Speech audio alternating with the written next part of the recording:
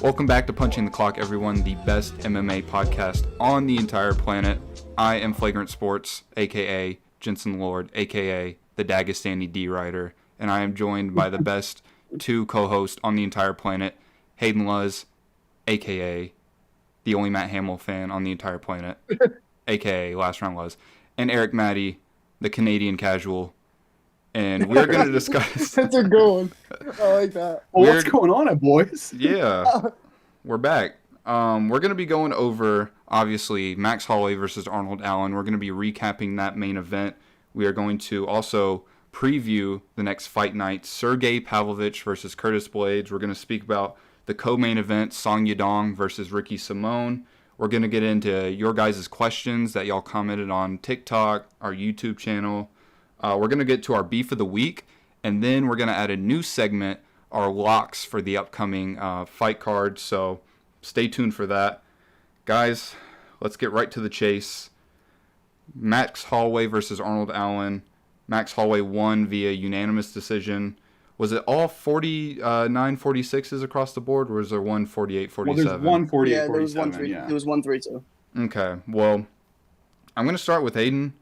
Was this fight more about what Max Holloway did right or what Arnold Allen did wrong, or was it a bit of both? How did you feel about their performances? So, for me, to be honest, I think it was a little bit of both, right?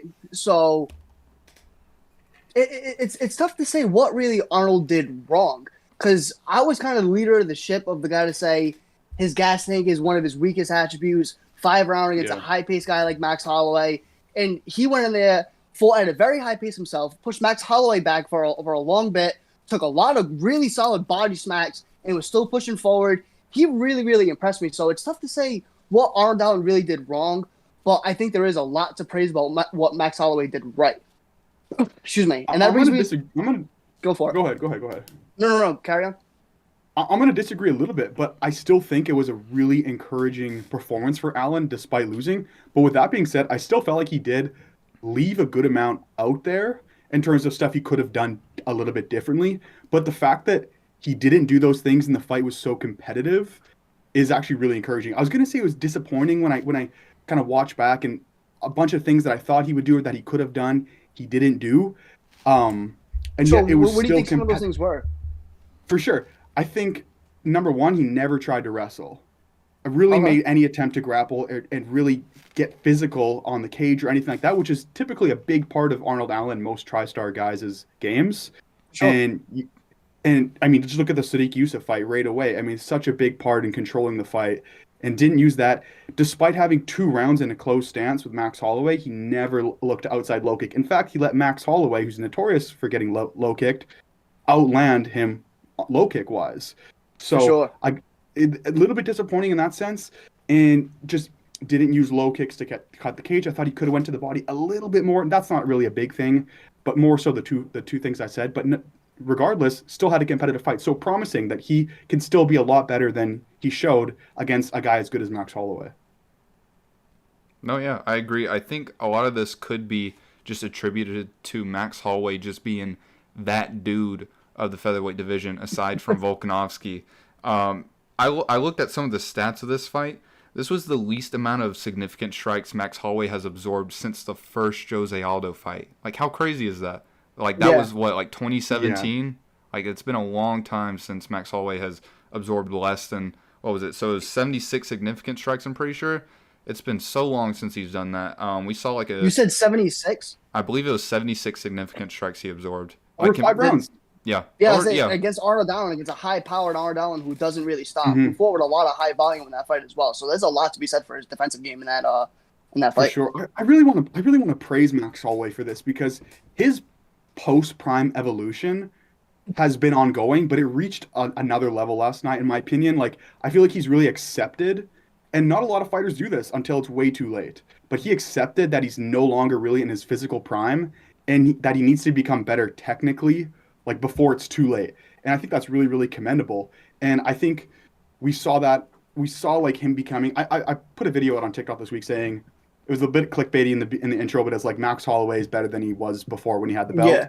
And I just mean, on a technical perspective, he is better than he ever was, because he's had to be. Like, Volk has made him have to make those requisite changes, and it just continues to happen. It's really impressive. Yeah. Like, it's very clear he's as motivated as ever to chase Volkanovski, and implement those changes. Yeah, I just wanted to backpack on that a little bit. A lot of what you said just reminded me of someone like a Jose Aldo, right? People think after Conor stoned him, that was like, oh, the end of him. But he had some, for my money anyways, he had some of his best performances post-Conor, like for the Pedro Munoz fight, just for an example. Mm-hmm. You know what I mean? Some of his post-Conor fights were some of his best. So I like a lot of the points you just made about Max. You know what? That's a good point, because I like that comparison, because when you have like fans and he fought Volk as well. Sorry. Yeah. When you have fans arguing whether or not you're still in your prime when you've already fought like 15 UFC fights, that's a good thing. Like, anyone who knows, the Aldo who fought Pedro Munoz and Chito Vera and Ralph Font, he passed his prime, but because he's getting so good technically and evolving so impressively, it has fans kind of confused. And it's really great to see from Max, who, you look at what happened, how quick Tony Ferguson's downfall was. Mm-hmm. And he really seems focused to not let something like that happen. And not only that, but just to continue to chase Volk, because I do hypothesize a little bit that some of the stuff he implemented intentionally in this game is a little bit predicated on getting better at these things, so that if a fourth match with Volk does happen, and he thinks it will, I'm sure, that he'll be better prepared. So obviously the big thing, and I'm sure we'll talk about this more in depth, is he fought the first 2 rounds southpaw, which was very, very surprising to me, because Max Holloway, when he does, as an orthodox fighter, when he does fight southpaws in the open stance, he usually dominates them at their own game. And so to see him come out southpaw, that's why I really like the matchup for him. So to see him come up southpaw was really, really surprising. And he was in this upright stance, because you'll remember in the second Volkanovski fight, right, he came out like Muay Thai Max, right? He was standing taller in a short upright stance, which allows him to kick a lot more freely, as opposed to being in that wide bladed stance. He doesn't check. You would think it's designed so he could check low kicks like a Thai fighter in that upright stance. He still doesn't check them, but it helps him throw his own kicks to further out that range, so he's not always in jabbing range to get low kicked. So you saw that upright stance, and after that fight, in the second Volkanovski fight, he fought Calvin Kattar, went back to being old Max, right? There's still some stuff he took from that second Volkanovski fight, such as that slapping left hook, which I talked about in my video, but he went back to the bladed stance. Here he seems like, I'm going to get better at the stuff I need to get better at to fight Volkanovski, or just become better overall and have less holes in that upright stance. And then the southpaw stance. What did you think about the southpaw stance? Was that surprising to you as well? Yeah, so like for me, like you were saying about the second Volkanovski fight, like Volkanovski really made him pay in the first fight from going southpaw, and it's like, not to take away from Allen, because I think Allen is one of the better, most technical southpaws in the game, but he's still not the level of striker that Volkanovski is. But I did see a lot of improvements in the southpaw stance from Holloway. And as you said, just to backpack on the whole surprise factor, that surprised everybody watching, and Allen. So that was a good investment early for him. And also, you said this earlier while we were watching the fight, it really saved his lead leg for later on in the fight, because as we know, low kicks are more early investments. So that saved his lead leg for later on in the fight. And then we saw when he was orthodox, man, he was much more comfortable. He saw things much better, started smashing the body. Yes. And like Brad Riddell said, he was playing at that risky range. But like I said, his vision is just so much better in orthodox. It's where if he was to match up with Volkanovski again for that 4th time, I still don't think what he showed in that Allen fight is enough. But that's another story for another time. But he's getting reps in. He's getting reps in the southpaw stance, which was key, because, like you said, once the 3rd round came around and he fought 90% orthodox for the rest of the fight, he was way better. Like, his counterpunching was way better. He was very tricky, though. The way he'll show low, go high, he would show southpaw, then switch back to orthodox to have Arnold circling towards his power side. Yeah, that was one. When you spend the majority of your training camp in southpaw, like, you're gonna, even when you are intentionally fighting orthodox, and he did used to switch stances more in his earlier career, but it's clear, he's much better as an orthodox fighter. But like, good example is that early in the fight, when Allen would kind of buy this time and then suddenly just like blitz forward with the 3-2, he would, with the 3-2, he would catch Max over his lead shoulder, trying to throw this like little check hook, and the left overhand was landing. But once he went orthodox, he never got hit by that again, as a naked combination. So that was really, really, he's getting I think it's good that he's getting better at southpaw because when you're fighting a guy the low kicks are such a factor, being fully comfortable in both stances is obviously going to help Yeah, without a I was doubt. just that was one of the other bigger takeaways from Max as well. Was again you mentioned this earlier, but was the kicking game. He for the most part dominated the low kick game, and he was really finding a home and putting water in the basement for those body kicks as well. And again, when he was in the open stance and orthodox, finding that just that right body kick. So a lot of good things to take away from Max that we saw on Saturday night. What do you think, Jensen, what do you think? What did you think went right for Max? What went right? I feel like defensively, this was a much different Max Holloway that we're used to. I know we already covered that, but it was just so. Go into it. Yeah, it was just so nice not seeing Max like just put more mileage on his chin and make that power bar just get lower and lower. I really appreciated the patience from him. I like the investments to the body that we were seeing, and it was very impressive on Arnold Allen's side. The fact that Arnold Allen's style isn't like the most favorable to a 5-round fight, just because of how explosive he can be with his striking. So you combine that with Max Holloway's investments to the body. I thought it was very impressive on his side. The fact that he came into that 5th round guns blazing. Won the 5th round. Yeah. So not only that, but a lot of people, I think all 3 judges had it unanimous for him winning that 5th round, and a lot of people. Well, he got dropped at the end. Right, yeah, so it was controversial, but either way, he still came out in that 5th round looking like a demon, and you see a lot of guys knowing that they're behind going into that 5th round, and they still just don't come out with that same fire and whatnot. Man, it was really cool seeing someone actually know they're behind and come out and fighting like they are. Yeah, and I like Firas, dude, beautiful cornering from Firas Zahabi. Like, not like trying to like discourage Arnold Allen at all, like saying, hey, we need to knock him out. Good luck knocking out Max Holloway, but you got to instill that, like, you got to put that in their head, like, we have to finish him, we have to knock him out, and it's like, it's do or die. Like, man, it was just beautiful. Firas said World War III, and Arnold said, I bet. Yeah, dude, it was so cool. He went out there and started banging. Yeah, even though he lost the fight, man, it was still just a great cornering moment, and like it doesn't get any better than Firas Zahabi. Yeah. He said, "Have some of that, you prick." Yeah, exactly. I want to talk a little bit about what Jens. Just go back to what you were saying earlier, Jens, about absorbing like a record low in significant strikes, well, relative to his most recent fights for Holloway. And I want to know what you guys think about this, because what I noticed from Max is that he seemed not nearly as interested in like filling the gaps between combinations and like driving up a pace, where typically it's like as soon as the combination ends, he's right back with a jab to the body and then building off that, like where there's just no time to breathe. He didn't seem as interested. He was very, very conscious of his entries and his exits, right?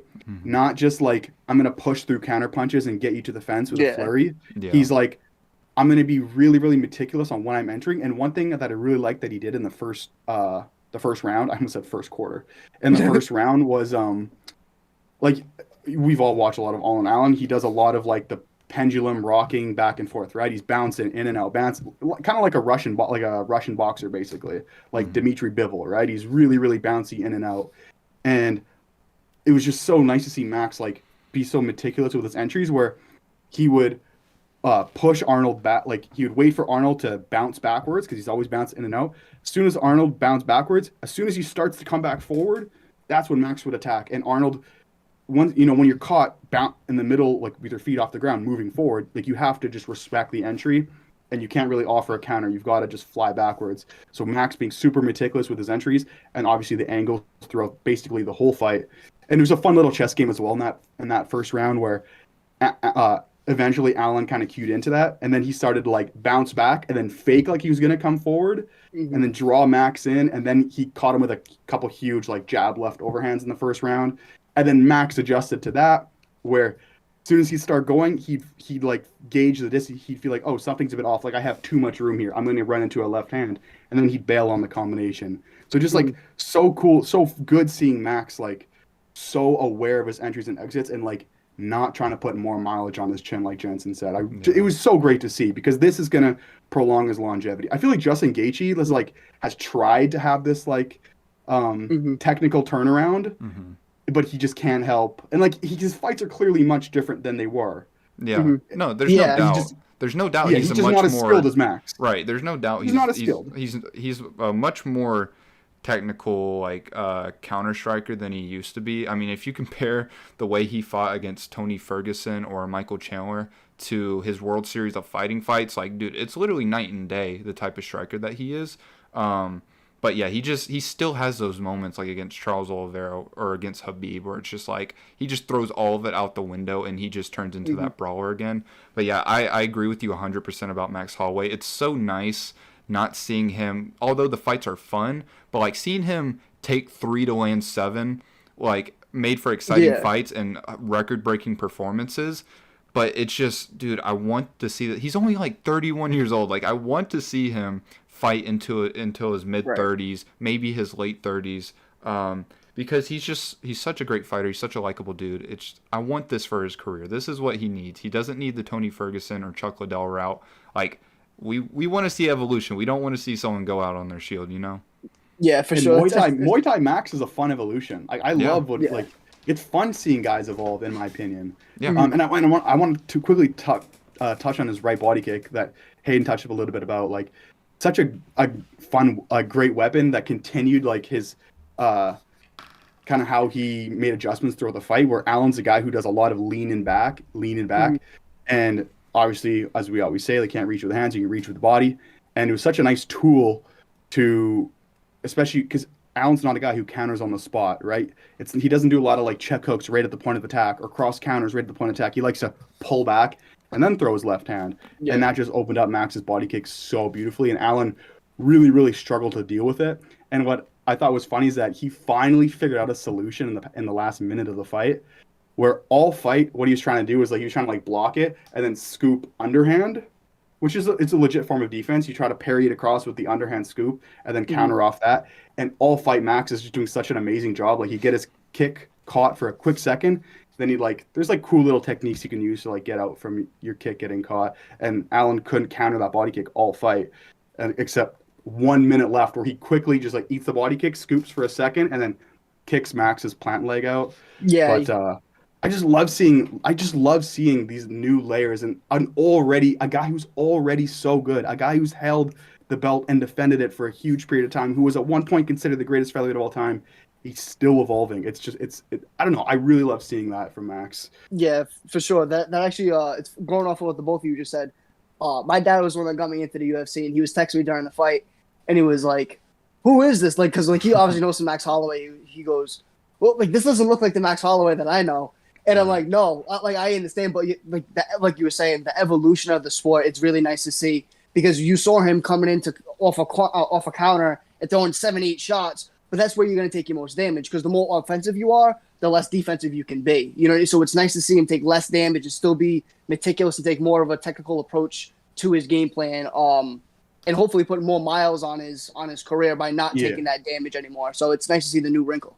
Yeah, and he still took some big shots from Arnold too. So shout out to Arnold. Yeah. For sure.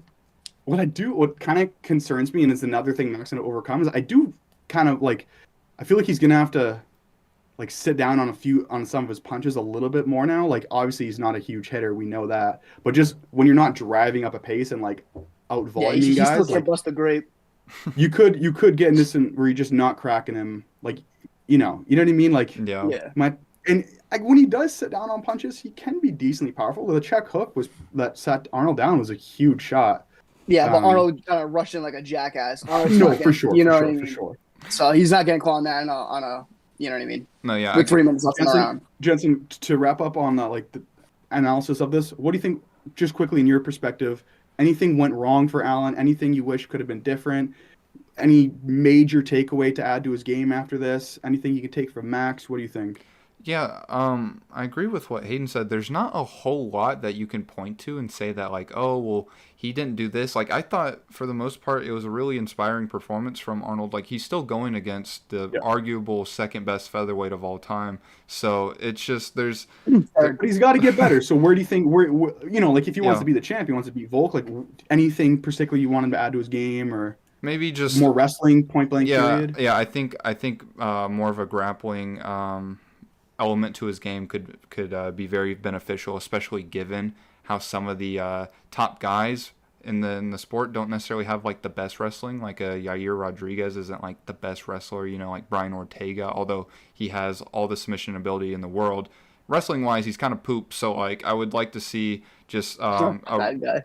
a wrestling wrinkle in his game. So I think that maybe I don't know, like there's not a whole lot that like you just look at in that fight and you're like, oh, that was just a poor, decision making by him, or it was just a poor thing. See, I kind of disagree there. I think it is more of a fight IQ thing. And this isn't me trying to like talk down on Arnold, because like he definitely has the wrestling. I believe he's a purple belt in jiu-jitsu. If not, he's the black belt now. But I do think it's due to the fact that he is still young. This is his first high profile fight. And again, not chatting shit about him, but he fights once a year. You know what I mean? He's not beating these high level guys. So this is his first time fighting at this level. So I feel like having a guy like Firas Zahabi is gonna elevate you for sure. Yeah. But without him, Firas can't fight for him, right? So I feel like he just needs more seasoning. He's also not training with Firas. That's fair. Yeah, I remember the stories. I wish he could get back, or I don't know what's preventing him. Yeah. Like where he's at with that. But it's just a little strange when like Firas, like he doesn't train. He hasn't been to Canada since the pandemic. Yeah, but Firas is still like the number one cornerman. For sure. Yeah, 100%. But yeah, I feel like it's more of for a lack of a better way of explaining it, it's a fight IQ thing, and it just needs more time in the octagon. You know what I mean? And I feel like he's going to be able to, because he still has that recklessness to him. He covers range really recklessly sometimes, just really exploding into shots with that 3-2 that Eric was talking about. Yeah. You know what I mean? Just these little tweaks. There's nothing like wholesale changes he needs to make. It's just these little things and dangs, and he'll be right back in the championship conversation real soon. And how old is he again? I don't even know off the top of my head. 29. I would say he's on the very younger side of 30. I was gonna say no later than 31. Yeah. So he's still very young. Well, I still have a very high ceiling for him. Right. I want to get to that. Where do we think both of these guys are heading in their careers following this fight? Because for Max Holloway, it's a bit of a tricky situation given, he's 0-3 against the champ. Where do we see him going? I feel like there's only 3 routes to go. Well, I can't say only, but there's 3 routes to go, right? So if Volk loses, we spoke about this, but if Volk loses, and if he wants to stay at 45, they're going to give him the immediate rematch. It's like that, not giving it to Valentina. It's inevitable. It's going to happen. Right. However, if Volk rematches, but it's just the name of the game at this point. Yeah. But if Volk loses and wants to go to 55, which Eric said earlier, I don't think that's out of the cards. Then they throw Max right in there. But if not, Volk beats Yair, which is what I think is going to happen. Why not just do the 4th fight? I mean, what else can you really do? You think so? Yeah, for sure. Like without him getting another win? Yeah, for sure. Are you talking about Max? For sure. I don't know. I disagree. I don't even think Max wants to do that. I would way rather Max goes to fight Zombie and continues to get more comfortable in this. If he's offered Zombie, for sure. If he's offered the Zombie, they'll make that fight without a question, because it's not like Max taking out another contender. No, for sure. I do agree with that, and it only helps easy Max. Main event. But outside of that, what else are they going to do? Well, I think it's perfect. I think it's a perfect fight to make. It gets Max. Yeah, it's not like super important for the division. It's an easy main event. It's super easy to sell. Yeah, I'm not opposed to it, but I think you just get Max and get another 5-round experience of, more southpaw work, more just adding, getting more comfortable with these layers, and I think he would prefer that than to get right back in there with Volk. Yeah, and I just don't know how can you the sell danger a threat fight with Zombie is not huge at this point. Right, and can you really sell a fight in which the contender is 0-3 against the champion? Max, well, it's tough to sell Holloway Zombie, because I feel like we all know what that is. That's kind of like a lamb. Well, it's not a pay-per-view. You just throw it as a fight night. Right, as a fight night, that's sellable. People are going to watch it. I'm not saying that. But at the end of the day, I feel like there's definitely more eyes and more marketability to the 4th fight, rather than especially having that performance that we just saw from Max. Right, but Volk's got to fight Yair anyway, so it's not like we already know he's around and do this in the summer. We already know. Well, no. I'm just saying, makes perfect sense to take another fight in the meantime, and you smoke Korean Zombie, and it's a little bit more sellable than it is now. Yeah, I agree, and like I said, I think Max would rather fight more than fight a few more times before. I don't disagree with that at all. I just think if Volk wants to stay active. I mean, who are they to say, no, you're not going to fight and you have to wait for Max? You know what I mean? If he wants to fight Max, I think he's going to be able to get that fight. Yeah. I don't even think he wants to fight Max again. No. Yeah, No, I I know, feel I Like agree. he's True. talking about wanting the dude is willing to go up to fight Islam freaking Makhachev to get a Yeah. new, just to get some new blood because his division's so stale. Yeah, that's true. yeah. So let's get to what about just real quickly before we move on. What do we think's next for Arnold Allen? If I had an idea, now I forget. Hayden, you got anything? What's next Nah, for Arnold Allen? I haven't really. I don't really have anything off the top of my head. Could we see a Um, Brian Ortega matchup? I would say that's the first name that came to my head. Because Um, Ortega's got to Smoke fight. Ortega. I would say he's got to be. Besides the zombie, he's the only one that's not. That's available. I should say. What about Topuria? Topuria. Taporia's fighting Emmett. Oh, that's right. Dang, forgot about that. Yeah, there's not a whole lot Good of one, room yeah. at the top. It is a good one. I feel like the Taporia hype is nuts. Don't get me wrong. Dude. I like Taporia as much as the next guy, but it is ridiculous, It's a little, bro. it's a little nutty. The thing with Topuria, Bro, is that I like swear, he Eric might made just one gas video, in bro. the second round of any fight. Eric Yeah. made one video, then everybody hopped on the Taporia train, bro. Like, Oh god, it's ridiculous. like, Ridiculous. "He's the future They've seen one champ." fight. They seem to beat Ryan Hall, and they're like, "Oh my god!" Like he's a fucking Ryan Hall. And then beat up Oh, some sick. country hillbilly, and they're like, "Dude, he's the second Right. coming of Christ." He beat a hillbilly with the flu. we can all agree this performance better move Allen up to take Brian Ortega's number 3 spot in the rankings. We'll get to that Why later. in the we'll, shit? we'll It's- get it's that to ridiculous. that Yeah, later. we need to hop into this week. I got the Okay. I got the I don't mean to steal just your in the beef, books for fam. later. We're pushing that back. Yes. All right. So let's get to Sergey Pavlovich versus Curtis Blaydes. This whole card's really good, but we're just gonna focus Yeah. on the top 2 fights. Do we want to start with the main event, or do we want to go co-main first? What are we feeling? Let's do main. Okay, main event. Oh man, I cannot wait for this fight because I feel like there's just so Jen's many. hate Sergey, bro. No, it's not even that it's not even that I hate Sergey. It's just there's so many questions that I want answered about this dude. It's not that you hate Sergey, it's that you love a fraud check. Jensen loves a fraud check. The Hey, Darren it's not Tills by- versus He doesn't want the Woodleys. knockout. He doesn't want the submissions. He wants via fraud check. I want the fraud checks. I want the Tills versus Woodleys. I Whoa, want whoa. the Ngannou versus Stipe 1. Like, I love. Dude, we'd have a 2023 fraud check power rankings. Or we could have, for our awards at the end of the year, we could have fraud check of the year. That would be. I would just great- love to keep up with them, like what, like Yeah, all that'd the be fraud checks, like outline them in the episode. There's been some good ones this year. Oh, Romanov, that's an all-time one this year. Romanov, that's the first one that came to my head was Romanov. Yeah, that's. There's a few other good ones. I just can't think. They're not coming to mind. But Tom Aspinall fraud check by Curtis Blaydes. Facts. Iron Shut hamster up. quads, baby. He's Shut got up. ACLs Okay. made of styrofoam. All right, I distracted us. Okay, no, you're good. So let's get to. I'm gonna start just with Sergey, man. There's not a whole lot of footage on this dude as far as the top talent of the UFC goes. His total fight time's probably been about 10 minutes as far as the entire UFC career. We haven't seen him in a second round, I don't believe, in the entire UFC span. He has one loss in his debut against Alistair Overeem. That fight, looking back, could be noteworthy given. Dude, could he be the first guy to ever be twice fraud checked? Because the Overeem one was he got to fight number 6th rank Alistair Overeem in his UFC debut. He was undefeated, ton of hype, Yeah. champion in that one Russian promotion. Fight Night got Global. fraud checked Yeah. by old. They set him up. Overeem was coming off a loss. Mhm. Old Chinny. fraud- This could be second fraud check. This could Now be Jensen's really excited. this could Now be a I'm excited. historic 2-time defending Historic. The fraud first, check champ. Adesanya just became the first 2-time middleweight champion. We might have the first 2-time fraud checked. Wait, is that real? Was he really the first 2-time middleweight champ? I don't know. He's been posting all about it, so I'll take his word for it. Well, know who now, else it now would've that I'm been. thinking about it, like I Who else can't think would of it be? another middleweight that won the belt 2 times. Silva It's funny did? you said that 'cause I can think of another time that Curtis Blade screwed up a title shot or a title Oh, shot Jesus chance. Christ. Yeah, After he screws okay. up after he screws up the Saturday.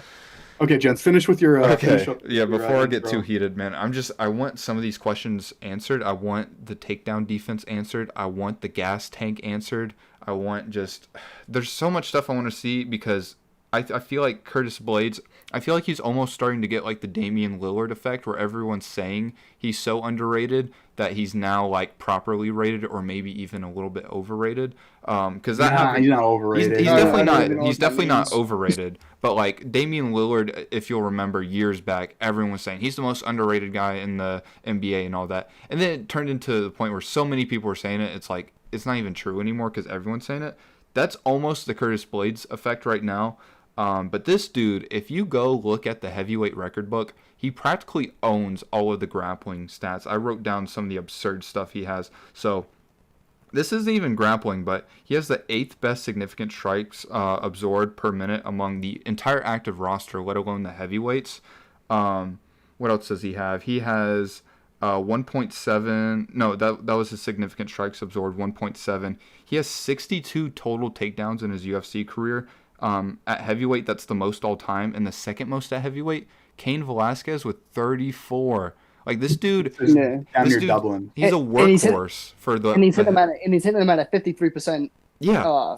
Yeah. Let me say this. Right now about Curtis Blaydes, and this is going to feed right into Jensen's point about him maybe being overrated. But this is where I stand. I think he actually, and maybe it's a testament to where the heavyweight division is, but he might be the best heavyweight on the roster. He might be. Like, here's a guy who let me talk. He actually tries to be technical and manages distance on the feet. He's a guy who doesn't just boom, big punch, boom, I'm tied to Ivasa. He tries to be tactical and manages distance on the feet. He hits angles off the jab, throws low kicks behind feints. Like, he tries to not be a big dumb heavyweight. Yeah. He hits all these jab pull counters. His wrestling and his wall work give him such a huge leg up on the roster. And he doesn't gas. He doesn't gas. He has wrestling cardio. And by nature of the current champion not being a big dumb power puncher, it actually could go favorable for Curtis just by nature of him being such a giant heavyweight with wrestling cardio. Like, it's in terms of stylistic matchups.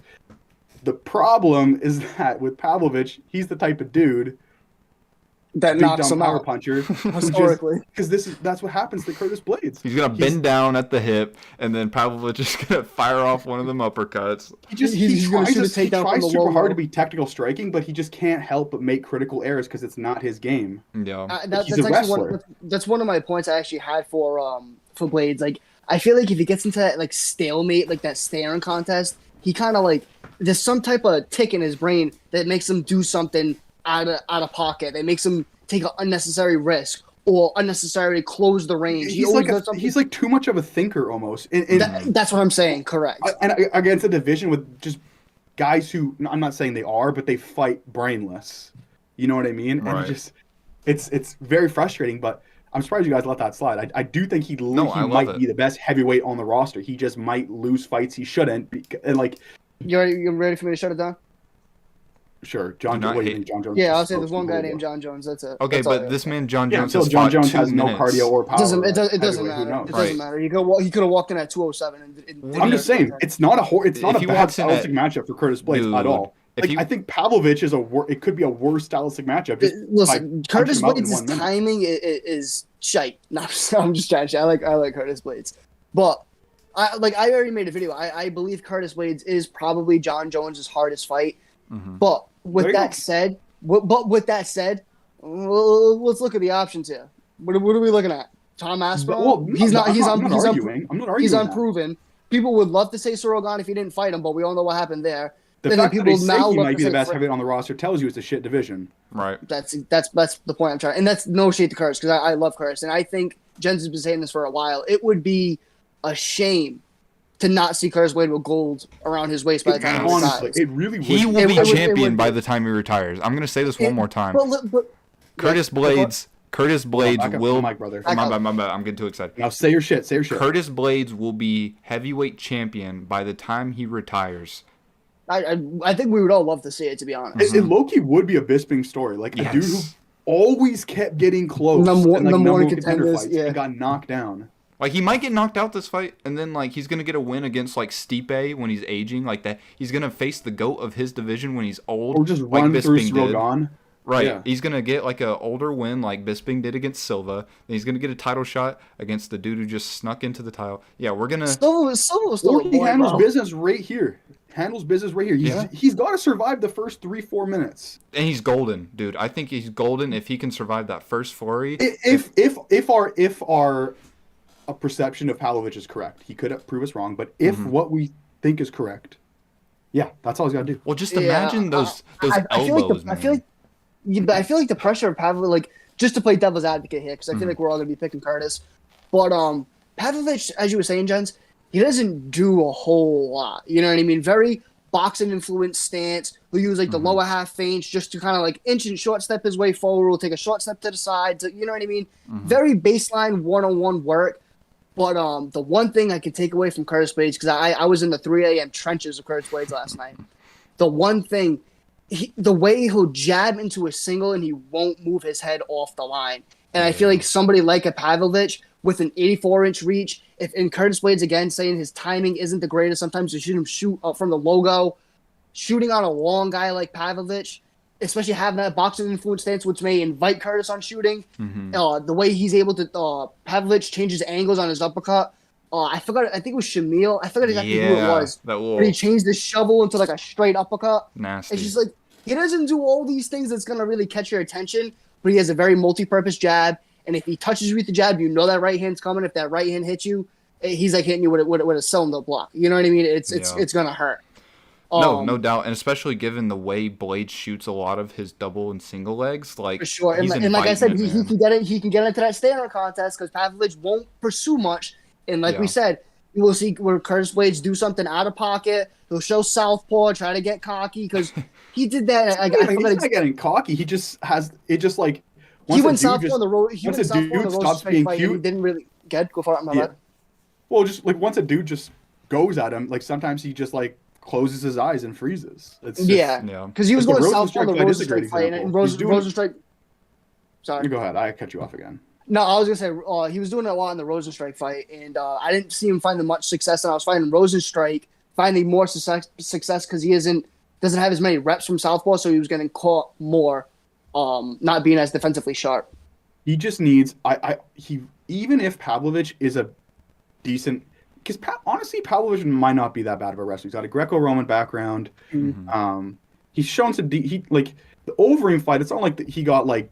It was like butter guard, and he got mounted and submitted easily. Like, he just is standing supine guard, and he didn't have any urgency to move, and he got knocked out. With but imagine standing over his guard. Imagine Blaydes' elbows like Overeem's. No, I know. Bro, I'm saying all Curtis Blaydes needs, he needs just to get him to the fence. He needs one takedown, because if Pavlovich isn't that bad, like Curtis Blaydes, what does he do? He has like one of the best in the UFC. He's up there with Khabib and Colby and those guys in terms of their ability. Position before submission. It's what he does.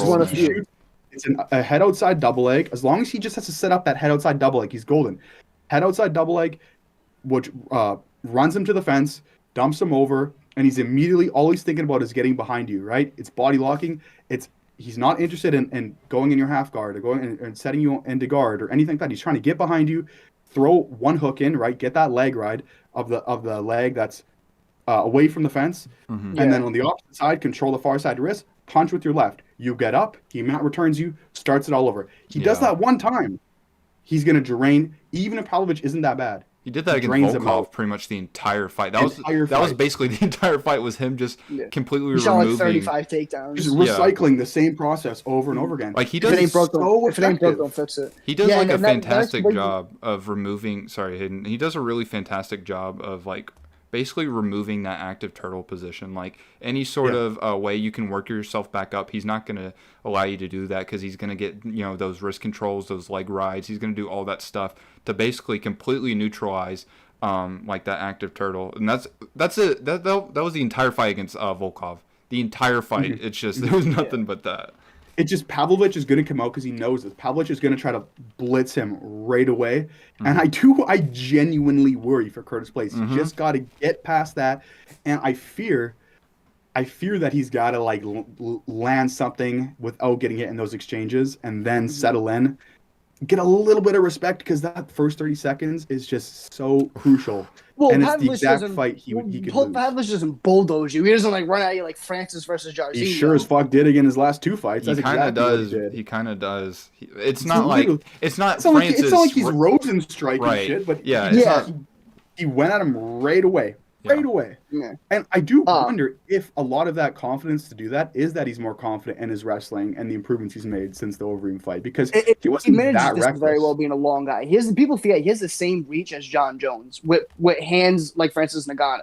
And you know what I'm saying? That's too, man. They're Yeah. super fast. Oh my god. One of the best things for Blaydes, I feel, and it's not even the punches or the kicks or the wrestling. I feel like his best asset is making people fight his fight. You know what I mean? Like that's just simple as he's his ability to make guys fight his style of fight.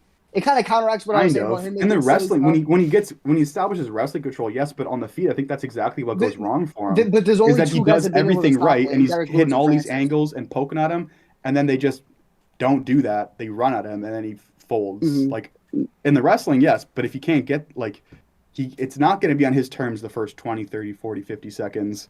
He's got to survive that. That's just how I see it.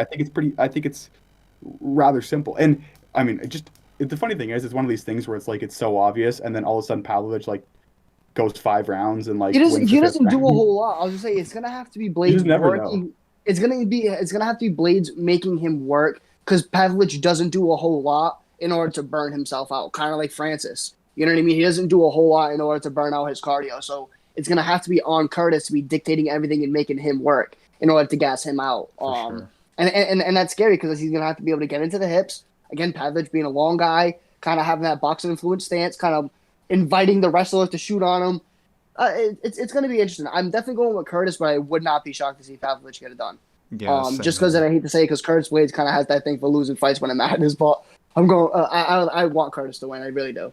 Yeah, I unfortunately agree that this fight could very much well go for Pavlovich, just because.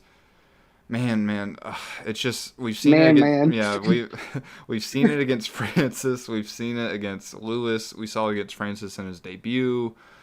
It's just Francis. concerning. It's the only two guys that can crack it though. And it's not like he's full bums. Rosenstrike, Volkov, that kind of JDS, man, he didn't get knocked out against JDS. He knocked him out in the second round. Right. I mean, granted, Shamil's kind of a stepping stone, but Shamil's another guy who's always been in the top 15. Dawkins was top 10. You know what I mean? And that kind of goes to my point of Blaydes making guys fight his style of fight. And the only two guys to be able to crack that is Francis. And he was beating the piss out of Derek Lewis. But I mean, right. Yeah, people forget that, man. It's so unfortunate. But let's get to is there anything we want to say about Sergey or Blaydes before we I'm good. Get to the main? Yeah. Okay. I'm sorry. Let's get to the real main event. Right, the people's main event. Song Yadong versus Ricky Simone, man. All right, I'm gonna stop you right there, Jen. Take the floor. I'm just kidding. No, take the floor, Hayden. Go for it, bro. Well, this is a big fight in the 135 division. Two really good prospects, man. Two very exciting guys as well. You got Song Yadong, who has very good boxing combinations, really good at attacking the body, has a good right high kick, good right body kick. He has one thing I do worry about him going into this fight is defensively, I'm not completely sold on him. I feel like he lacks some good head movement. He lacks some good defensive ring craft. He kind of has that. Eric talked about this a couple weeks ago. Not to cut you off. He kind of has that. He's not a tall guy, but he kind of has that tall guy defense where he kind of relies on just kind of high guard and then just fading out of range. Yeah, he doesn't have like a layered defense. Doesn't move his head much. Carry on, my fault. No, you're good. He completely gives up ground whenever he does that. So I do worry about that. I want gives up a lot of ground. Right. I want to see improvements in that aspect, but he's a very crisp counter striker, man. But when he does counter, man, he counters big. It almost reminds me of Jan, where like Jan will kind of just walk you down and then hit you with like a big counter, man. It's almost like that. Defensively, wrestling wise, pretty impressive, man.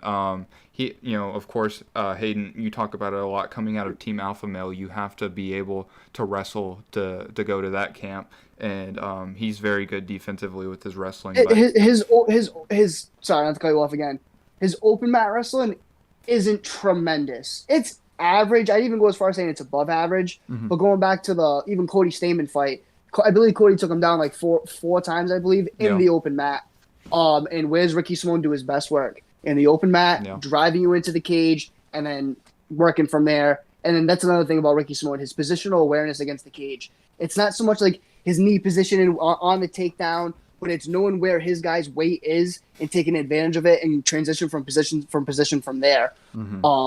I think what Song does, Ricky does just as well. I'm not going to go as far as saying, he does it better, but he has a they just definitely as do good different things. They do, yeah, for sure. But they both have a good right high kick. They both have a good jab. They both fight with a high pace. They both have power in their hands. They both fight with a lot of forward pressure. Well, fight their best going forward. they do a lot of similar things, different fighters, but they do a lot of similar things.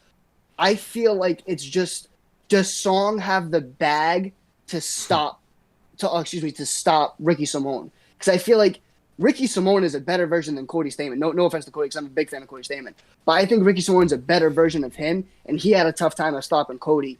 And Cody was putting him on the back foot for a good portion of the fight later on in the fight, and that brings me to my next point. Granted, this is 3 rounds. I wish it was 5, but I think the later the fight goes, it kind of rolls into Ricky's favor. Ricky is they're both superb athletes, both very explosive, both still on a fairly young side, especially Song Yadong. Yeah. You know what I mean? But it's a very intriguing fight. I think there is a lot of things to worry about for Ricky here. You know what I mean? Coming from that alpha male camp, as you mentioned, Jens, the guillotine, that's their best. That's like their trademark, right? Is their guillotine. He ain't getting guillotined.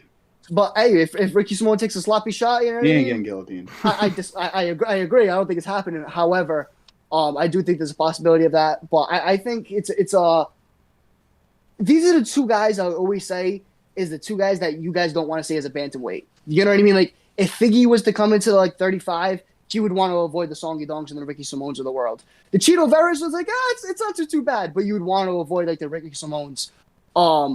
Definitely not a direct comparison, but I feel like Ricky Simone's one of those guys where it's like you just don't want, kind of like Whitaker. You just don't want to see him. He's a very bad matchup. Well, he's a bad matchup for a lot of guys for a lot of reasons. Yeah, for sure. I want to give him credit, man. Like his game, honestly, is super impressive to me. Like, yeah, I really genuinely just an extremely like synchronized and connected game between all aspects as like a true wrestle boxer, like the Chad Mendes type guy. Like he threads his striking and wrestling too. Everything's connected. His fork, his head movement, this counter punching all works into his wrestling. Oh my God, yes. It's beautiful. Like punches into takedowns really effectively. Uses his fork on the outside paired with feints and inside low kicks, which make sure he doesn't fall behind on points because he's landing something on the outside. Which Song Yadong tends to do. He tends to guys like and then he's super good at like stopping his feet, like which he did against Jack Shore. Like he'd be lateral move and then stop his feet, wait for Jack to jab, cross counter, into a level change. And like such great reactive takedowns. Like it'll be mid combination where he's countering and he's about to get left hook and he drops down on a reactive level change. It's super, super impressive. Yeah. That's gonna be big. Yeah, like relentless pressure on the ground. Just great work on the ground. I'm really, really impressed by him. And I think Song's got to change a little bit more in his game than Ricky does to get the win. That's what I was saying as well, yes. And there's things I've outlined that I think Song could do to win. I don't know if you guys want me to get into that right now, or if you guys have thoughts shared before. I think what Song's going to do is, I think just, first of all, just based on a stylistic matchup, I think it is a little more likely Song pressures more than Ricky does. That would be ideal for him. Because number one, it's more important for Song, and Ricky's pretty lateral movement based. Like the Jack Shore pressured him back. Like when a guy's a dangerous striking threat, he tends to give them that respect because he has a lot of faith in his reactive takedowns. So for Song, I think dominate at range with your greatest advantage, which is the kicking range. I'd say throw a lot of head kicks to discourage Ricky's head movement because that's where his head movement feeds all of his countering and his reactive takedowns. Like he loves to get a good read on your jab, draw it out, slip, inside slip, cross counter, or jab, pull, left hook. But if Song is throwing high kicks like we know he can, like the Julio Arce fight, that could really discourage and potentially make Ricky's game fall apart if he doesn't have an answer to the high kick. So I really want to see that, and then mix in and then like body work in general, right? Throw them the right kick to the body. It's an advantage that Ricky's a lot less likely to throw as many kicks as Song and force that advantage. But I think that's very reliant on him going forward, though. You know what I mean? Because I feel like Ricky Simone is the one. Either way, it's not going to be one guy pressuring hard the whole fight. That's just not how they fight. Like they both will spend time pressuring, getting pressured in the center. I feel like Song is more likely to give up ground though, because I feel like he does, especially to the wrestlers. He gives a lot of respect to those type of guys. True. But they both do. I do agree with that. Yeah. And just to finish up quickly. Go for it. My fault. I didn't cut you off. No. I didn't mean to cut you off. But like back to the kicks, enforcing those kicks, like that's where he can find his punches. Like Song does such a great job, like throwing his right kick, sliding back with the left hook. Like that could be huge. He'll even follow the right hand behind it as well. Yeah, and then to enforce forward pressure, like it's very, very unlikely. We haven't really seen it, but based on how Ricky stands in his stance and how he fights, it's very unlikely he's good at defending low kicks. And that'd be great to reduce that lateral movement, cut him off. for Song. And then Song's got to be really calculated with his right hand. I think that's a big one, to not give up that reactive level change, because Song does give up a lot of reactive shots, and he's good at defending them, no doubt. And we can get into that a little bit later. But, if you're using a lot of anti-wrestling strikes, like the uppercuts, the body work, the front kicks, the body kicks. Jabs to the chest. Yep. Jab to the chest, jabs to the body. And just not like trying to land a huge knockout right hand, because that'll give up the reactive level change. So that actually brings me into my next point. I wanted to tack onto that for Song is he can't go out there, like, for my money, he does a lot of time of setting up his extended combinations with 2 punches. He'll go 2 punches, and then he'll extend with 3 or 4. But fighting a guy like that, like, again, not to keep talking about the Cody fight, but Cody, when he was extending, that's when I Cody watched it too. It's a great fight to prepare for this. But when he was extending, Cody was timing underneath it. So he needs to fight with a different tempo. But like he was doing that well in that fight. Different tempo with the jab, different timing with it, and then working on extending it. But it was a lot of work off the jab. I say some of these things that I want to see from him, but like, and I say he's got to be careful, like not spamming his right hand and throwing his hips into it. But I feel like I know he will. Right, and exactly. Let's talk about his takedown defense, because he's really hard to take down based on the matchups he's had. The Cody Stamann fight, Cody did get him down early, but saw him defend a lot of takedowns. It was really in the 3rd round where Cody really got that sustained ground time. The Corey fight, a lot of but Kylo took him down a bit. Yeah, true. I think Casey Kenny took him down a bit as well. I don't know how much I would consider the Corey fight into his takedown defense, because a lot of Corey's takedown attempts, I feel like, were the Aljamain versus Jan takedown attempts, where it's like, I'm just here to stop you from marching me down, you know? Yeah. I was just expecting you guys to like really be like praising it, so I was like all ready to rebuttal. No, he's like, good. Everybody, he has good takedown defense for sure, but like, it's just like he has like such a crazy heavy sprawl, which gets a lot of gets a lot of reaction. He reacts big. And he, again, like a lot of him in the Stamann fight and other fights, like he gets his right hand timed, even in the Corey fight, gets his right hand timed perfectly. His hips are square, and Corey like really commits to the shot, and he still defends. It's like, oh my God, like that's impressive. So athletic. Yeah, athletic. Yeah. But I do think like him sprawling so goddamn heavy, like literally face planting. Mm-hmm. First of all, it's not energy effective. That's why they like in wrestling, the sprawl is not your first line of takedown defense. Like you want to hip in first. And like it's not, it is right away. Like he sprawls hard as shit, face planting on the ground. It costs you a lot of energy. And Ricky Simone is a guy who incorporates. He's a very sophisticated striker. He incorporates a lot of feints, and just all his level change feints. Like he could easily level change feint, get that reaction from Song and bomb him with an overhand right. Like Eric, I like a lot of what you're saying. I really think that's what he's gonna try to do. I don't think Ricky necessarily wins this wrestling on the ground. Like I'm sure he'll get him down at some point. I love the work Ricky does on the ground. Song is really impressive off his back. I like he really is. But threatening the takedown, I think opens up, because Song, oh my God, does he ever react quickly to them? And it's impressive in a sense, but costs energy and it leaves openings in the striking. And Ricky's a guy who can take advantage of that. You saw that 100%. In the Cheeto fight. Yeah, you know what I mean? In that fight, in my opinion, he didn't win. And Corey's best, a lot of Corey's best shots came after failed takedowns. Like he'd come up off the failed level change into southpaw, immediately land a body kick, or when you put him open with the elbow, with that inside elbow, just a bridge up, a failed shot. He came on the wrestling, they got up, they're all clinched up. That's where the elbow happened. So, yeah. Okay, well, I feel like that's all we could really say about this fight. There's not a whole lot to go into besides. It's a sick fight, and they both can for sure. I cannot wait. They both can win. Especially I wish Song, they weren't fighting each other, to be honest. Yeah, I love it. I'm ready. I think they're ready for this. Like Song is here to contend. Like he had the Corey fight. He's ready to. I like the match. The amount of experience Song has at his age, like Brendan Fitzgerald was saying this during one of the broadcasts. I think it was against Corey. It's almost Max Holloway-esque. Like the amount of experience he has at such a young age. Like he already has 26 professional fights. No, 27 because he has that draw.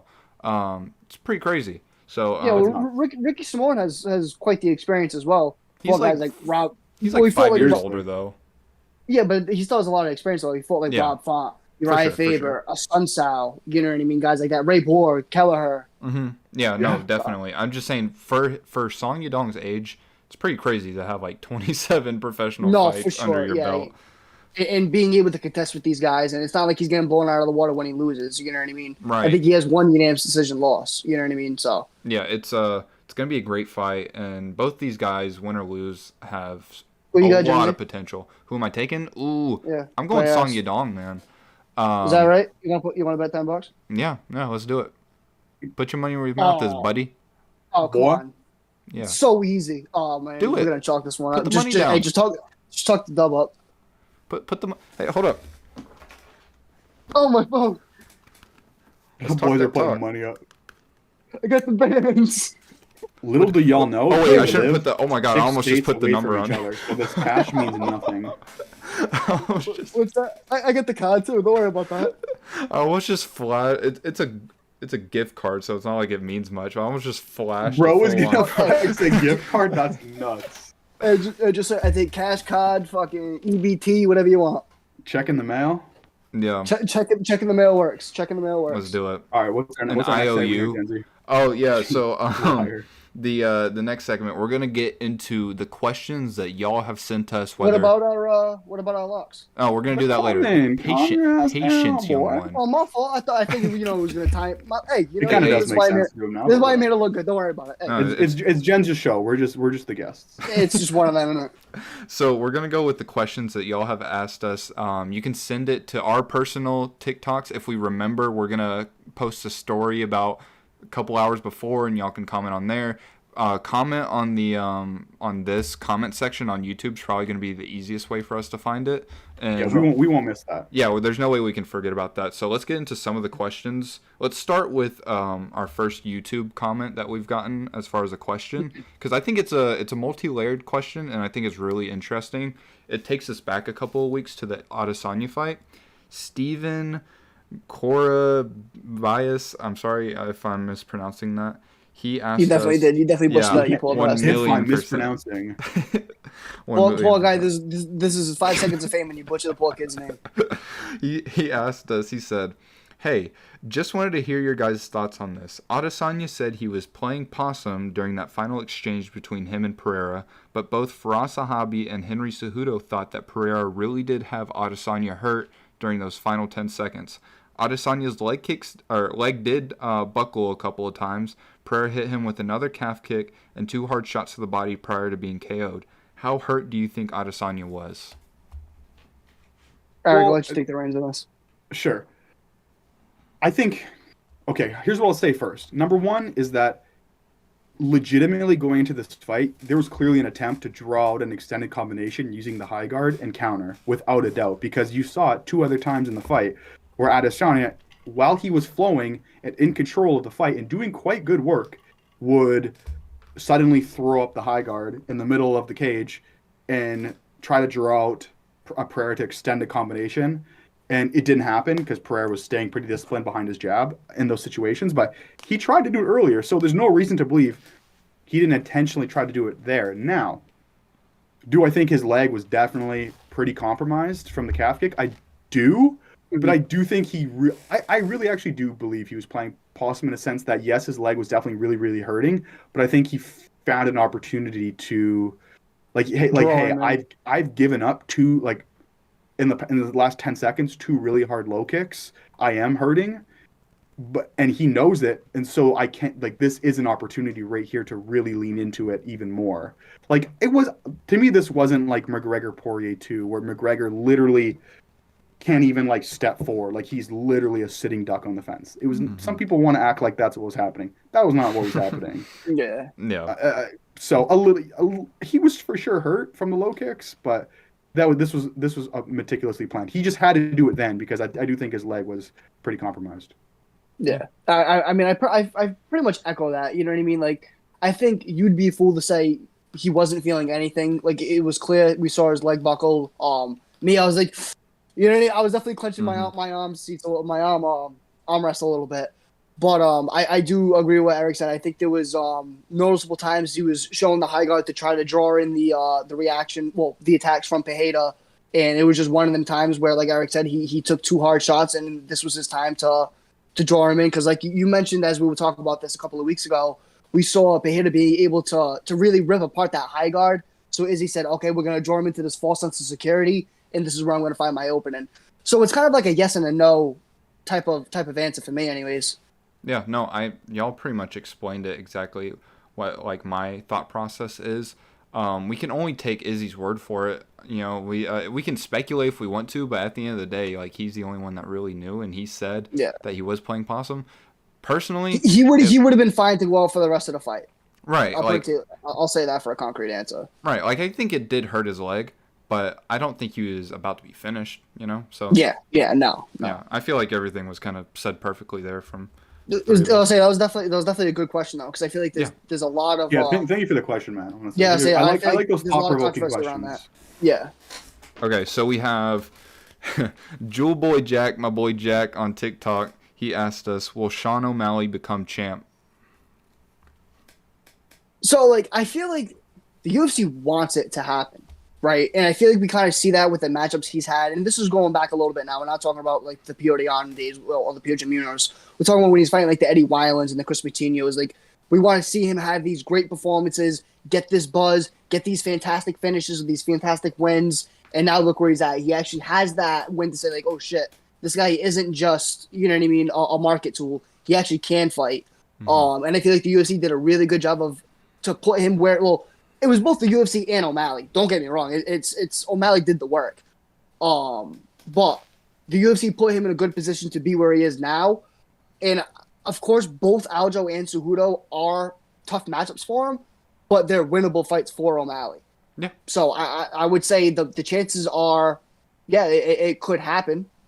Yeah. So. No, I agree. I think there's a chance. O'Malley's definitely possesses the skills to become a champ. I don't know how long his reign would be, but I think. Yeah, I don't think he'd be here for a while. I mean, unless he's just stoning everybody and it was just one of them. But I doubt it. I think he's definitely looking to move up at some point because he's still younger. I feel like he has I don't want to say a tough time making 35, but the older he gets, the harder. At some point. Yeah, I would say the older he gets, the harder it will become to be a 35er. So he'll be a 45er at some time. And I don't think there's anybody on this planet that's an MMA fan that would not eat up 34-year-old Max Holloway versus Sugar Sean O'Malley. Dude, and I think 45 could be more beneficial to him matchup-wise because think about some of the guys at 35. Like, you think about the wrestlers such as Marab. You think of Sterling, Cejudo. But they got Evloev and Brian Ortega. What is that? Come on, he knocked Brian Ortega the fuck out. Dude, Brian Ortega. Brian Ortega's not taking down Sean O'Malley. Yeah, what about Evloev? Like you just jumped over Evloev. No, Evloev could. Sure. Yeah, but there's one guy is not like UFC can protect you from one guy. Ilya Taporia. Dude, Brian Ortega has like 10% takedown accuracy. I'm not worried about his wrestling against O'Malley. But like there is, I actually do look forward to the day where, as long as he's like developed skill wise, to go to 45 because like so often we see like guys who are or like he's already like some of the fastest hands at bantamweight. Like some of the times those strikers go up. Nathaniel Wood is a good example actually, where he's so much faster than these guys. Yeah, it's a great example. Where you could really like win sometimes fights where if it was at 35 you wouldn't have like. It can create some fun situations. So Okay. So next one we have a hot take. In the future, I don't know if we'll continue to do hot takes. I think we might just stick strictly to questions. But just for this episode, we're gonna do some hot takes. This comes from UFC Silva. DC versus Gustafsson is a closer fight than Jones versus Gustafsson 1. UFC Silva, buddy, we've had this conversation. I believe all of us have had this conversation with you. It's okay to just say, this is my opinion on something. That is not a hot take. I think there is a fair bit of us that would agree with you. Mm-hmm. I've even made a post about it on my Just Be Less account. I'm sure you remember because you were my top comment on it. Feel me? So if you got a question, just ask. Feel me? I don't think it's a hot take. His hot but take, I agree. Man. But I agree. I think that was I was getting in there. This is my dog, UFC Silva. You talking shit about my dog? But no, I do. First, boy. We can have it out as well. No, but no, I do agree. I do think the fight was closer. I mean, in its own right, I do think in some aspects it was closer. I would agree. Yeah, I think in every aspect it was closer. He had DC hurt. He didn't have John as hurt to the extent that he had DC hurt. That knee at the end of whatever round it was, and then just on the scorecards, it was closer too. Like it was a split decision. So like in every aspect, no matter how you want to cut it, it was a closer fight. Eric, you got anything? Bold take. Okay. But I appreciate the submission. He also has another hot take. We can just go quickly on this because we've kind of discussed it before. These individual fighters. Gilbert Burns beats Colby Covington in a 3-round or a 5-round fight. Both. He thinks he beats him in both. Okay. I'm waiting for you to go, Hayden. Are you waiting for me? I mean, it's... Okay, wait. 3 or 5 rounds definitely makes a difference. I was going to say... Definitely makes a difference. Just I was going to say, let me hit the 5 and you can hit the 3. So, betting on him in a 5-round fight, I mean, he can finish it in rounds 1 and 2 for all we know. What's the chance of that happening? Probably, like, very, very slim. Well, but, I mean, Colby's chinny. I think Colby's getting chinny. He's getting older. Right, but like I said, I think the chances are quite slim. But even with that said, in a 5-round fight, taking Gilbert Burns, it's just tough to say considering you take his body of work outside of the Woodley fight, he's a notorious gasser. He's kind of out of there within 2 rounds. You got the Hamzat fight, you got the Kamaru fight. There's I mean, quite he a few definitely didn't gas examples. in the Hamzat fight. He did not look good in the third round. The 3rd round was He looked arguably... great. The Dude, first minute come he on was now. getting smoked. The last 2 minutes he was dominating. Come on, Yeah, man. maybe no. I don't You're think he tripping, looked dog. fantastic. I don't think he looked No, fantastic. Either way, he didn't look fantastic. He's not a big gas tank guy. He's not a big push the pace gas tank guy, especially if in he's fighting a guy that is that guy. You know what I mean? He's So him. I would definitely be taking Colby in a 5.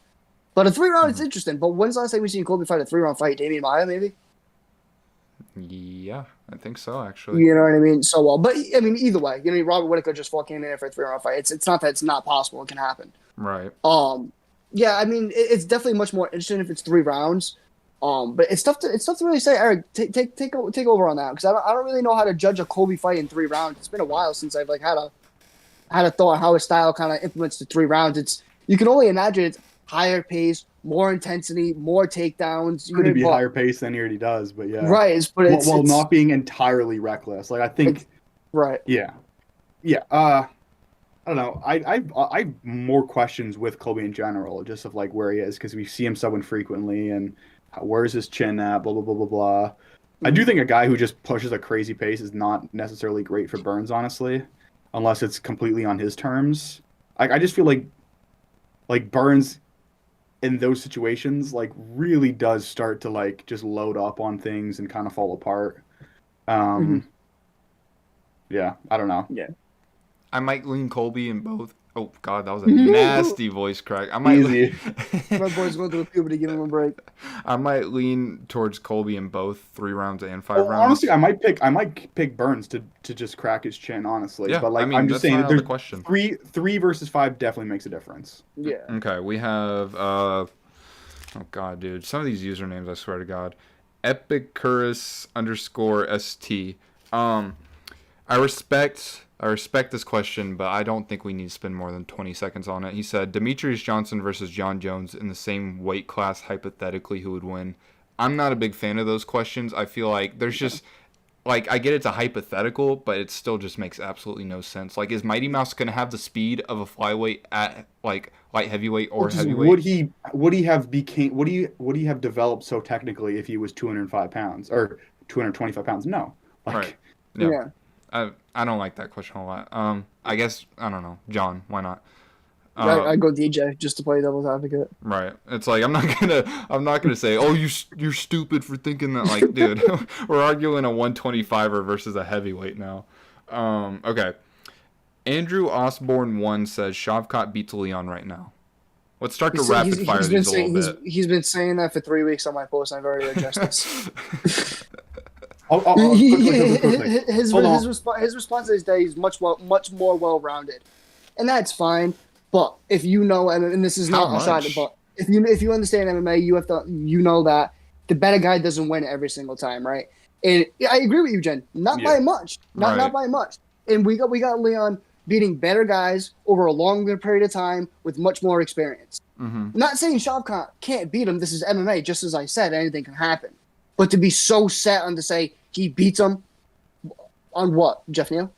Right. Magny? And also, like, well-rounded doesn't just mean he punches better and he wrestles better. Like, there's a lot more. Like, Leon defensively is so much better than Shavkat. Yeah, Leon cracks his holes. Right. And so, okay, so I'm saying Leon. You're saying Leon. What do you think, Eric? I wanted to hear your takes. I don't think we've ever spoke about this.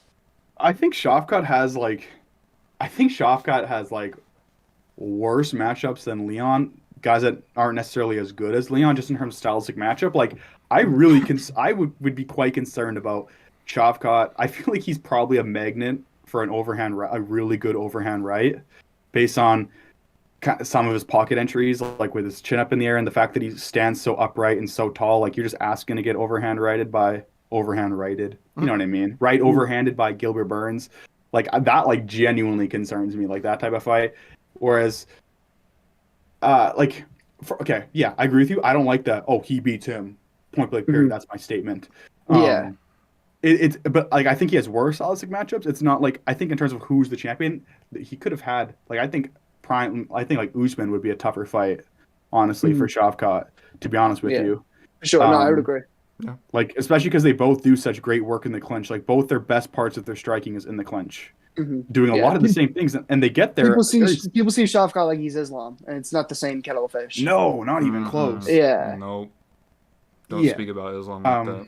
It's. I think it's actually a really, really interesting competitive fight, without a doubt. And I could see Shavkat winning. But I don't think it's as black and white as like, Shavkat's just more well-rounded. I don't even think he is more well-rounded than Leon, to be honest. No, I think I don't think he is well-rounded. either. I mean, granted, you only get 140 characters in the comment, but if I remember correctly, which I'm pretty sure I do, it was he's more well-rounded, and he has the finishes as well, 17 finishes, and he felt the need to tell me it was 9 submissions. That finishing ability is key. No, like, it is. But to like, say if Leon could finish knockouts, more fights, like, he wouldn't be in like. You want to see him put Nate Diaz out so he's not at risk. That was one of my biggest takeaways before like Kamaru was that he didn't have that killer instinct. Why are you taking Donald Cerrone 5 rounds? You know what I mean? It's a great question. RDA 5 rounds. I mean, RDA is tough as shit to finish. Well, yeah, so it's old. Yeah, it's a big difference. But okay, so we got golly these names. Edor Candido 18 says, if you're only judging through technical ability, Mighty Mouse is the greatest fighter of all time. I'd agree. Sure. Say that one more time. If you're judging through technical ability, only judging through that, Mighty Mouse is the greatest fighter of all time. Okay. I think it's actually Sage Northcutt. Yeah, I think we're all in agreement, right? It's actually Raul Rosas Jr. He just doesn't have a gas tank, but that's not. Wait, no, didn't you say it was GSP? Did we have this conversation like, a month or two ago? We're not gonna. No, actually, let's get into this Mighty Mouse versus GSP thing just real quick, dude. I'm so sick of the people saying that GSP is greater than Mighty Mouse. I'm just done. Like, I'm done hiding the fact that Mighty Mouse. That's not what I was talking about. I'm getting into this. I'm so done. That's fine. Go for it. I'm so done with people saying that George St. Pierre is greater all time than Mighty Mouse. Like, I'm done hiding it. Man. I'm done hiding it, dude. He's Mighty Mouse, he's more well-rounded. He has more finishes. He has a longer title run. He didn't get finished twice in title fights like GSP did. His only loss was to Henry Cejudo. The only good guy he fought at 125. John Dotson, Joseph Benavidez, Ray Borg's not a world beater, but like you're pushing it. You're pushing it after 2 guys. You name 2-3 guys, and all of a sudden you're Horiguchi, Bellator champion. Like, come on now. He was an infant. Yeah. Well, don't forget Ian McCall. My bad, because like Dan Hardy and freaking like Alves are just absolute amazing. Thiago Alves was a dog. Thiago Alves is better than 90% of the guys Demetrius Johnson fought at 125. I'm saying John Fitch, Sean Sherk, Matt Serra. Stop talking, mate. Yo, Matt Serra, guys who armbarred on 15 fight wins knocked him out. You don't even know what you're on about, me. Dude, Matt Hughes and Matt Serra who finished him. John Fitch hadn't lost in like 7 years. Who did he fight? All types of guys. I didn't even hear the question. I'm saying John Fitch was on like a 7-year unbeaten streak, like 15 fights. Okay, well, so was fighting tons of good guys. Okay, we're running low on time, so wow, you cowered away so easily. Dude, he wanted all the smoke. He wanted all the smoke. I already presented my case. Silly. You name numbers on Google. You're a Google review. We get it. Like, let's talk intimate. Let's get serious. More finishes, more well-rounded. Longer title run, didn't get finished twice. We need to really didn't get finished by Matt Serra, dude. Come on, this dude had a rivalry. You talk about Mighty Mouse having a rivalry with Adriano Moraes. Got his lick back. Who cares? So did but you were hating on. I remember in the group chat you were hating on DJ for getting knocked out by Moraes. GSP got knocked out by Matt Serra, dude. Like, what are we talking about here? Was I actually hating on DJ getting knocked out by Moraes? you're like, oh, he's in a rivalry with Adriano Moraes. Don't compare him to GSP. Fucking funny. No. I actually don't care. He's post prime, just doing his thing, making money. I really don't care anymore. He looks like in a different weight class too, mind you. That is one thing GSP does have over Mighty Mouse is the different weight class thing.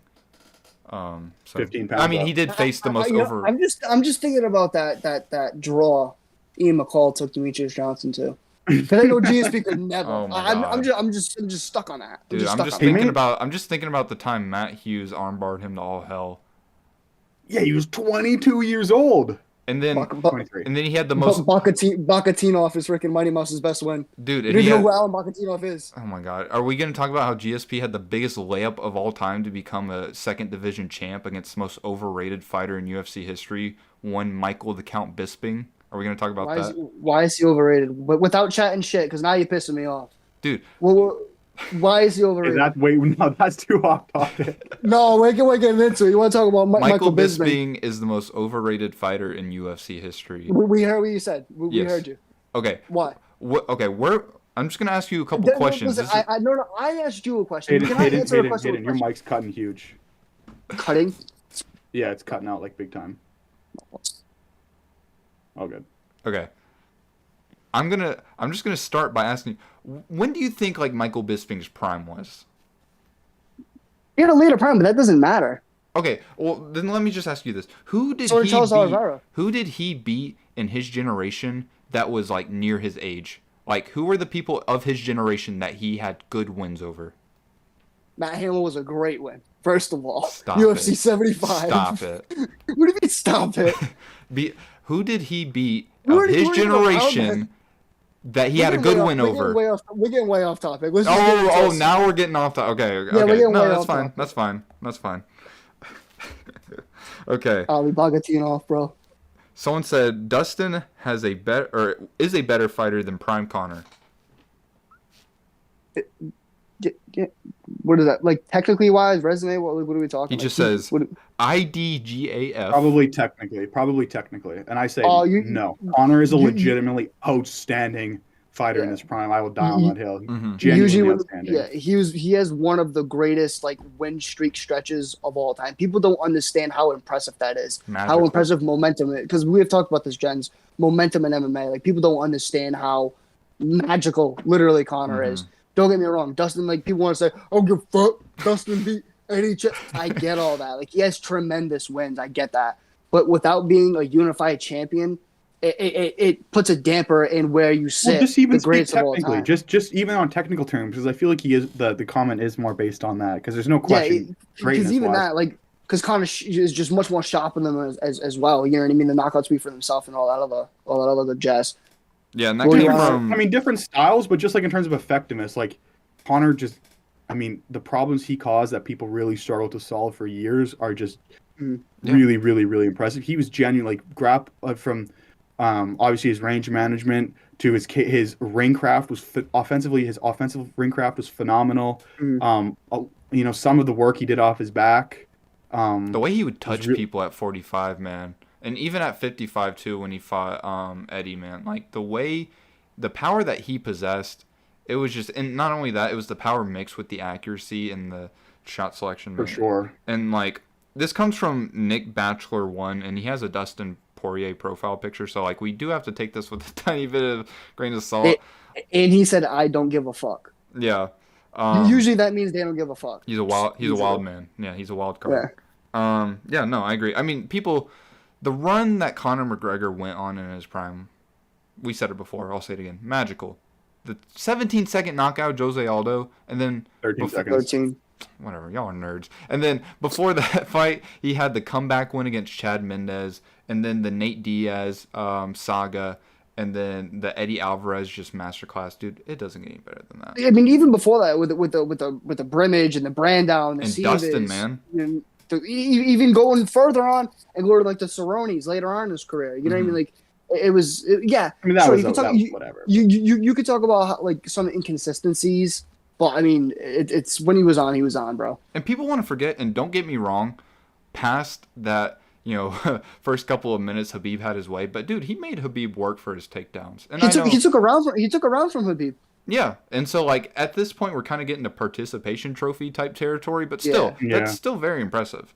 Okay, well that's all the questions. But Dustin's greatness is deserving of all the praise. 100%. And whether or not he unifies the title, which is looking less and less likely, I mean, one of the greatest lightweights of all time, on my opinion, just resume wise. I mean, the resume is unbelievable. 100%. So let's get to the beef of the week. This is usually one of our shorter segments because we don't really. It's usually just like, oh, I don't like toothpaste, whatever. But this week, I feel like this week we got some stuff to say, but we still have to make it relatively quick. Who has a beef of the week? I'm gonna go last. I don't have a good one yet. Okay, Eric, you mind if I kick it off? Please.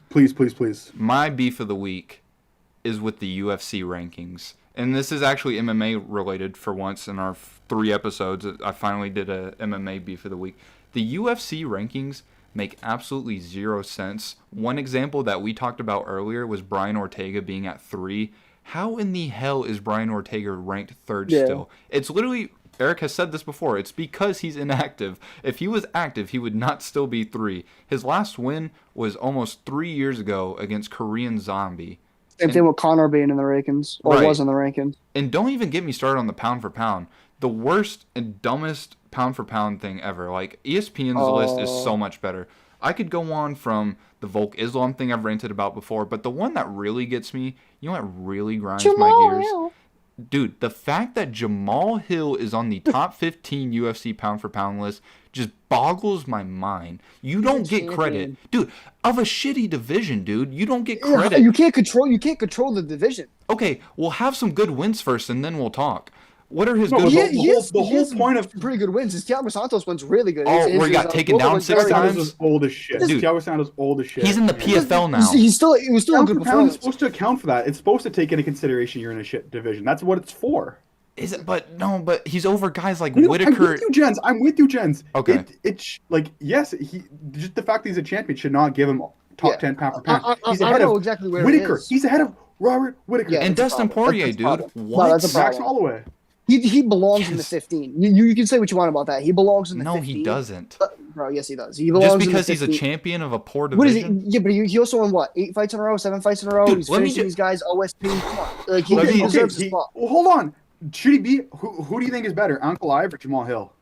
And I personally think it's Ankalaev, but he's not the champion. He's not in the top 15. Do you think he should? Yeah, he should be over him. Jamal Hill's not even the better champion of the division. Alexander Rakic or Jamal Hill? Right, Jamal Hill is the 4th best fighter. fighter. Best in his own division. Why is that automatically have to put him pound for pound? Right, you don't get a spot. Why isn't Benito in the rankings?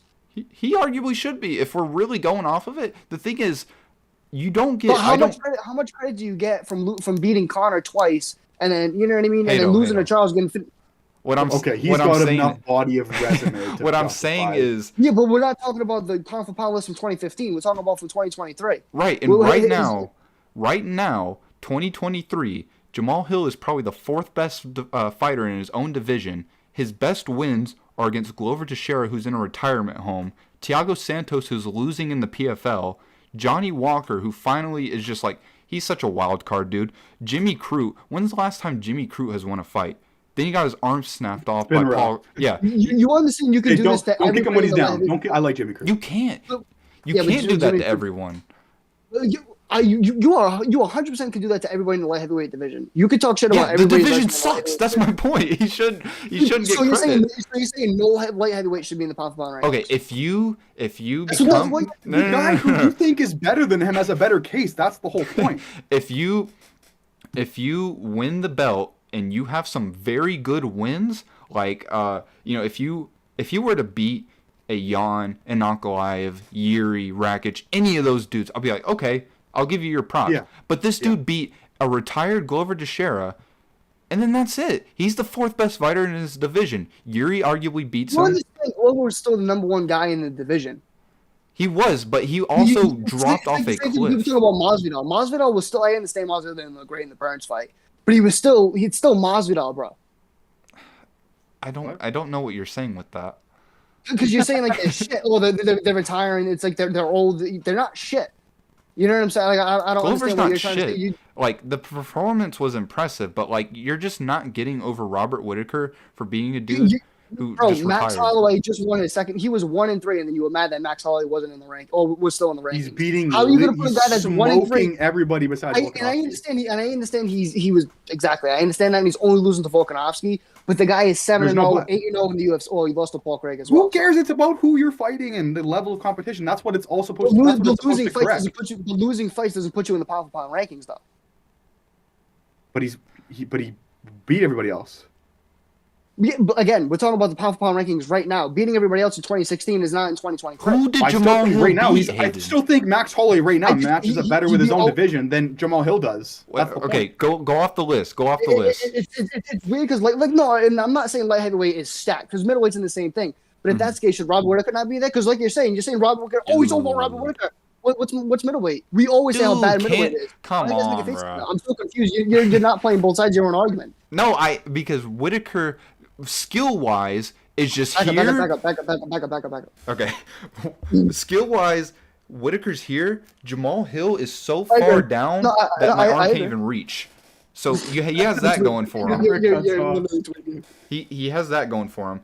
Whitaker has good wins, dude. I mean, yes, Marvin Vettori's very average, but still. He's a long, crafty, technical southpaw as well, and he's tough to deal with, especially with the takedown defense.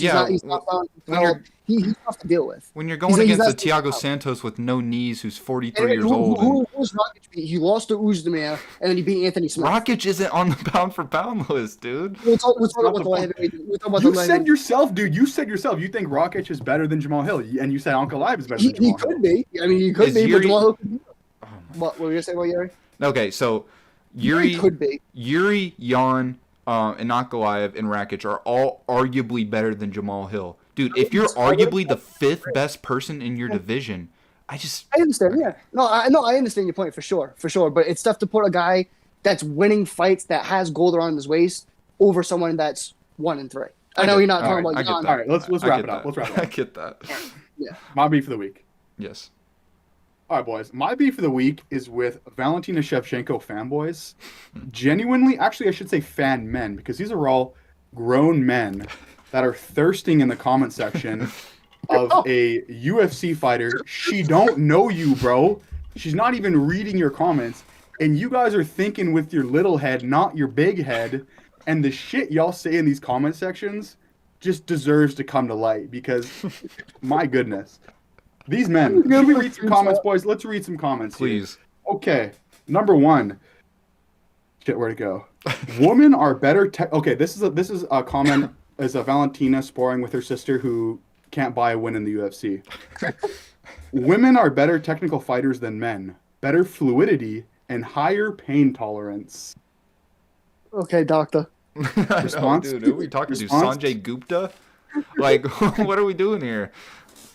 You didn't know that women are better fighters than men, technically? They're more fluid. They love to do head and arm throws and put themselves on bottom position, which is done by the GOAT, Valentina Shevchenko. Loves to put herself in bottom position and get her back taken with head and arm throws, which no men in the UFC ever attempt besides the occasional heavyweight. And that's not should I continue? Compliment. Let's go next question. Next comment. Valentina is the real GOAT of the UFC. One loss won't matter. The ability to rise again, and I am sure Our Lady will come back. Muhammad Ali was great as he used to come back and win again. We have to appreciate how long she was the champion. These things happen in the fight game. Valentina will destroy Alexa in the rematch. Wow, we're comparing Shevchenko to Muhammad Ali. Who's gonna tell Our Lady will rise again, dude? What? That Nunes beat her twice. Dude, yeah, I was about to say one loss, dude. She's lost like 3 or 4 times in the UFC. And just to get back on that first comment about like being so skilled, the greatest female fighter of all time. Go watch her fight against Chris Cyborg, and then come back to me about being so much more technical than the men's fighters, or the first Pena fight. On. Get back to me. So many funny comments. Another post she posted. It's maybe Jens will put these on the screen here. We'll put the comments on the screen. We'll blur out the name or something. Yeah. It's Valentina. She's like fishing or something, and she's in like a bikini. And the comment is, "Did you catch anything? Love the obliques, by the way." Bruh. sometimes you wonder, like, who are the men that's like support these OnlyFans girls that actually pay their hard-earned money for them? These are the men. They are Valentina Shevchenko fanboys. All these men, for sure, are like funding several 5'2" blonde Latino Americans. They definitely comment on Pornhub, dude. They 100% leave comments on Pornhub, bro. Or they click on the links that's like, oh, hot milk 5 miles away. They actually have like login profiles on pages like that. That's my beef of the week. Y'all be better. Like, go pay attention to your wife. It's sad. She don't know you, bro. And Alexa Grasso is gonna beat her in the rematch. Yeah. She's not getting the belt back. It's okay. I don't really have one. I haven't really thought of one, to be honest with you. No, that's okay, Hado. Sometimes We bringing forgive you. positivity into the world is You know what? Matter of fact, I got one. Oh, I got one. Fuck positivity.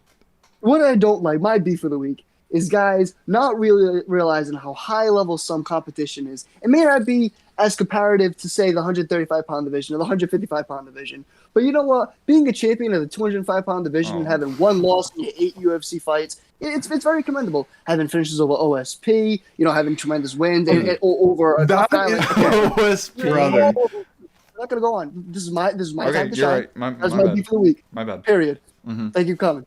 Talk to you guys All later. Gents, how we doing for time? We're at a minute or hour 30. Jesus Christ. Can we do our locks really quickly? Yes. Okay. So we're gonna do our UFC locks. The way we do this is we're gonna do this rapid fire because we are grinding this shit out.